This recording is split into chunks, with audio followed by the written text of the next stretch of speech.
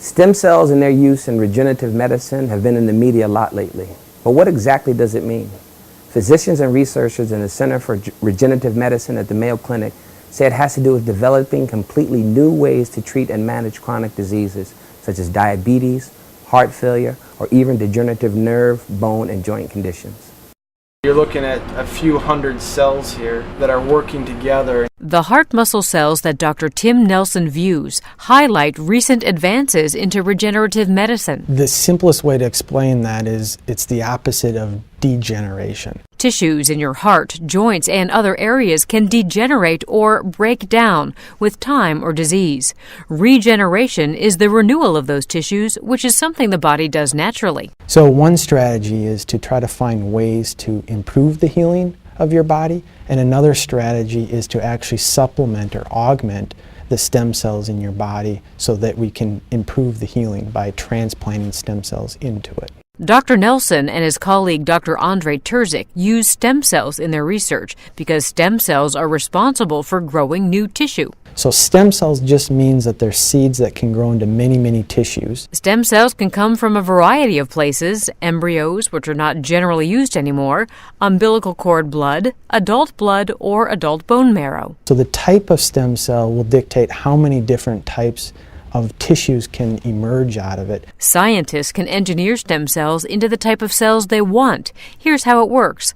Cells called fibroblasts are removed from a patient's skin. They're reprogrammed into what are called pluripotent stem cells. Those cells can be taught to become any type of healthy cells, such as these heart muscle cells. The idea is that the newly engineered healthy cells, when introduced to, say, those of a failing heart, will help restore or regenerate the function of the unhealthy cell. This is one cell that's contracting, is working with many cells, and that gives the whole tissue the contraction pattern like a normal heart. It becomes much more real when you have a personal connection to a disease or an illness where we don't currently have good options. And this is where people are asking more and more of the questions, what about stem cells? The answer is researchers such as these at Mayo Clinic push forward to make regenerative medicine a reality for patients searching for successful treatment and perhaps cures. For Mayo Clinic News Network, I'm Vivian Williams. Stem cells have been used successfully for years to treat blood cancers such as leukemia. The hope is that technology develops stem cells will offer hope to many more patients struggling with otherwise incurable diseases. And now a recap of the headlines. Ferry hassle continues to negatively affect BVI's tourism product. Internationally acclaimed Caribbean entertainers and cultural events promise an exciting emancipation celebration.